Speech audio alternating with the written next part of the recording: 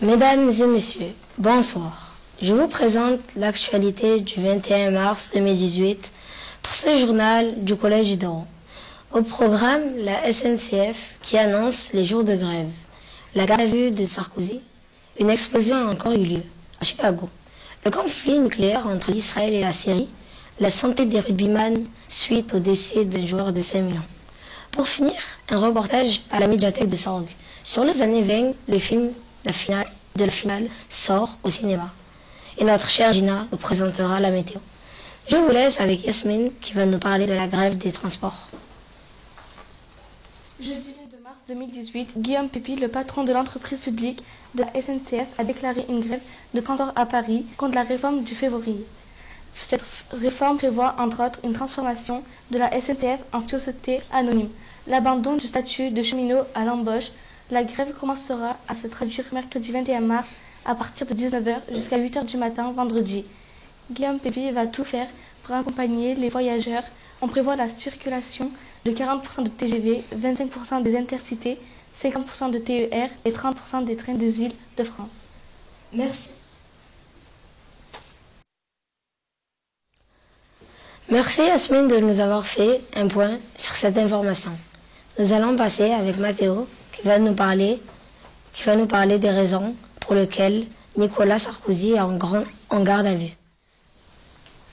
La garde à vue de l'ancien président français Nicolas Sarkozy a repris mercredi matin dans l'enquête sur des soupçons de financement par la Libye de Mouammar Kadhafi de sa campagne présidentielle de 2007. Nicolas Sarkozy n'est pas resté en garde à vue pour la nuit. Il est rentré chez lui, il est reparti à Nanterre vers 7h du matin. L'ex-président est arrivé peu avant 8h dans les locaux de l'Office anti-corruption à Nanterre, près de Paris. Mardi, son audition a débuté dans la matinée, qui a été interrompue vers minuit. À l'issue de cette garde à vue, susceptible de durer jusqu'à 48 heures, il peut être remis en liberté, présenté à un juge en vue d'une éventuelle mise en examen ou convoqué ultérieurement. Depuis la publication en mai 2012 par le site Mediapart d'un document libyen attribué à l'ex-chef des renseignements Moussa Koussa, accréditant un financement d'environ 50 millions d'euros, les investigations des juges ont considérablement avancé. Plusieurs protagonistes du dossier, dont d'ex-responsables libyens, ont accrédité la thèse des versements illicites. Le sulfureux homme d'affaires Ziad Chekdine a lui-même assuré avoir remis entre fin 2006 et début 2007 3 valises contenant 5 millions d'euros en provenance du régime de Kadhafi à Nicolas Sarkozy, alors ministre de l'Intérieur, et à son directeur de cabinet Claude Couan. Pendant sa garde à vue, il est susceptible d'être interrogé sur les différents détails visés par l'enquête. Ouverte notamment pour détournement de fonds publics et corruption active et passive, cette dernière a été élargie en janvier à des soupçons de financement illégal et de campagne électorale.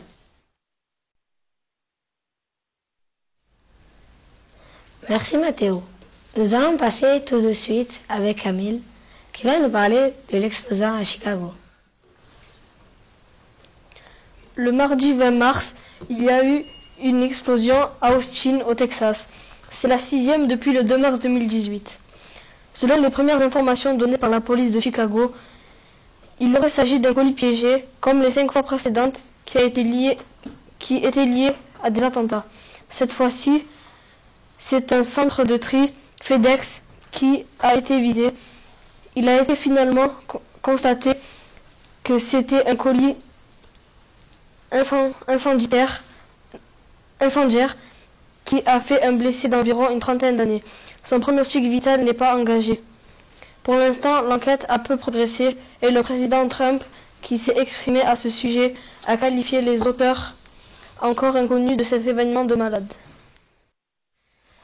Merci Camille. Nous allons passer maintenant à Robin qui va nous parler d'un conflit nucléaire. Je ne vous en dis pas plus.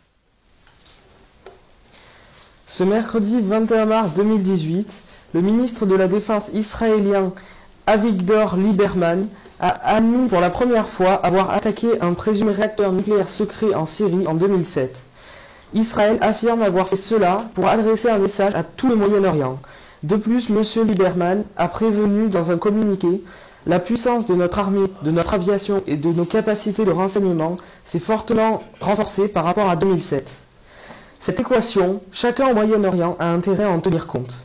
Le ministre de la Défense a également ajouté « Si nous n'avions pas agi, nous aurions aujourd'hui une Syrie nucléaire ». Yisrael Katz, le ministre chargé des services de renseignement, a affirmé sur son compte Twitter que l'opération menée en 2007 avait permis de faire comprendre qu'Israël ne permettrait jamais que l'arme nucléaire tombe dans les mains de ceux qui menacent son existence. Il n'avait pas beaucoup de doutes sur le fait qu'Israël était derrière l'audacieux raid en territoire ennemi contre le site nucléaire Al-Kibar dans la province syrienne de Deir ez-Zor dans l'Est, dans la nuit du 5 au 6 septembre 2007. Cependant, c'est la première fois qu'Israël revendique ouvertement la responsabilité de l'attaque, publiant à cette occasion des documents tout juste déclassés. Ces informations coïncident avec une multiplication de mises en garde de la part d'Israël contre le renforcement de la présence militaire iranienne dans la Syrie en guerre. Merci Robin. Nous allons passer maintenant avec Valentin qui va nous parler de la journée mondiale de la trisomie. Aujourd'hui, c'est la journée mondiale de la trisomie 21. Pour cette occasion, je souhaite porter mon soutien aux familles et aux porteurs du handicap. La trisomie 21 est une maladie génétique. Elle rend la vie des familles différentes. Elles ont des difficultés à trouver des écoles adaptées, des centres spécialisés et des problèmes d'intégration. Pour les parents, la trisomie 21 donne du fil à retordre mais n'empêche pas le bonheur. Des associations comme l'association R aident les personnes qui ont la trisomie 21 en organisant des ateliers avec d'autres trisomiques pour qu'ils s'expriment leurs problèmes librement. Depuis 2005, l'association R a aidé plus de 60% d'entre elles à trouver du travail. Il y a aussi des psychologues du travail qui les accompagnent individuellement. Ils les valorisent pour les aider à trouver un emploi et vendre leurs compétences. Ils ont du savoir même s'ils ont une absence de diplôme. Merci Valentin. Maintenant, je vais laisser la parole à Ilham qui va nous parler d'un surentraînement des joueurs de rugby. À présent, je vous laisse avec Ilham. Trop d'entraînement tue l'entraînement.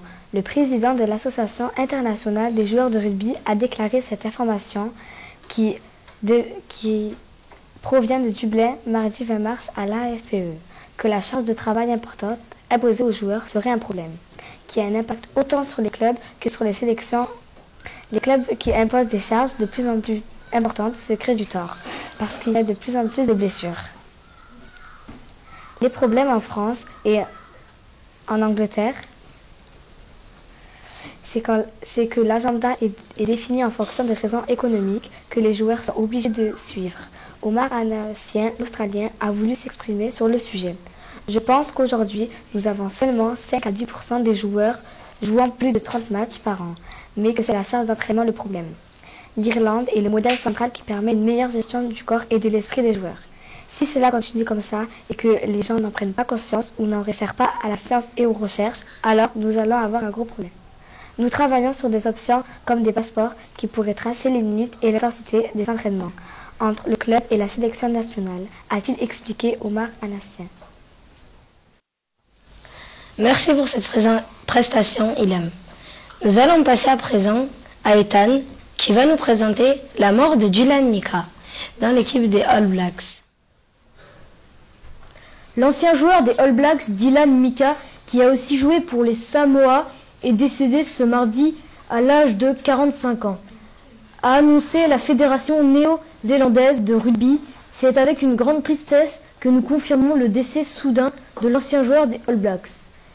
D'après nos informations, Mika était diabétique et serait mort d'une crise cardiaque liée à sa maladie. C'était aussi un athlète merveilleux. Il se faisait respecter partout. Il était très chaleureux, attentionné, admirable. Dylan Mika avait fait 7 rencontres avec la Nouvelle-Zélande en 1999.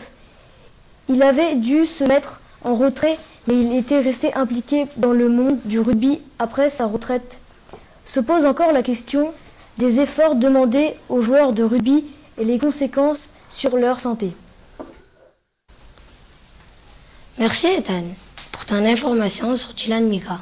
Dès maintenant, le reportage du jour sur les années folles.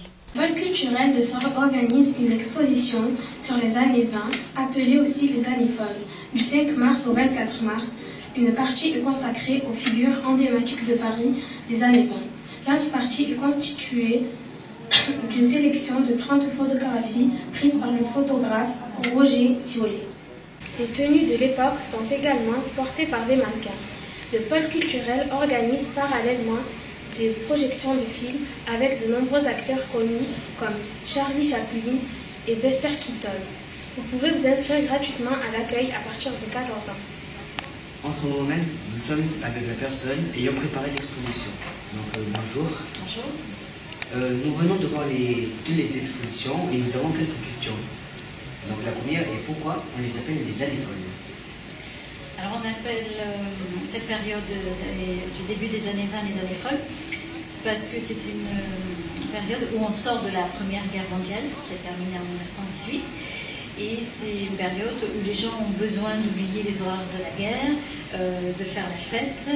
Voilà, il y a beaucoup de personnes qui sont jeunes, qui ont envie de vivre autrement et d'être libres. D'accord.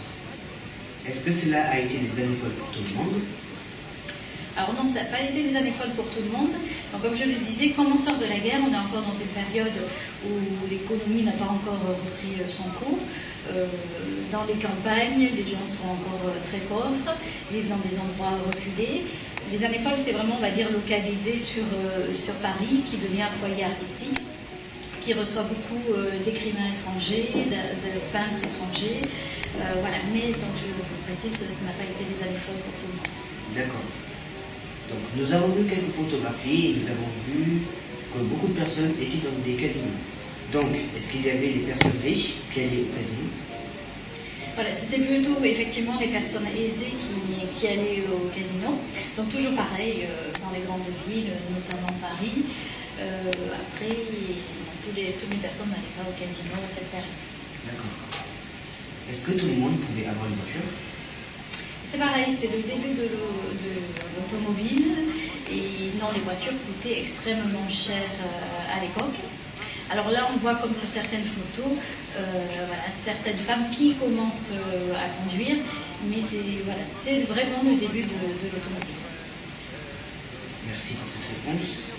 Nous avons vu que la majorité des femmes portaient des jupes. Et donc, pourquoi les femmes ne portaient pas de pantalon? Elles ne portaient pas de pantalon, en fait, parce que c'était interdit par la loi depuis 1800. Alors au début des années 20, on constate qu'au niveau de la mode, il y a quand même une modification. Les femmes commencent à se couper les cheveux, elles ne portent plus de corset qui justement les gênait dans leur mouvement. Il y a une libération quand même de la femme, mais elles sont encore peu nombreuses à porter des pantalons. Et en fait, vraiment, le port des pantalons pour les femmes, on va dire, c'est plutôt dans les années 60 où ça s'est généralisé. Je vois. Alors, nous avons vu dans une photographie précise que des personnes que l'on appelle des midinettes ont fait grève.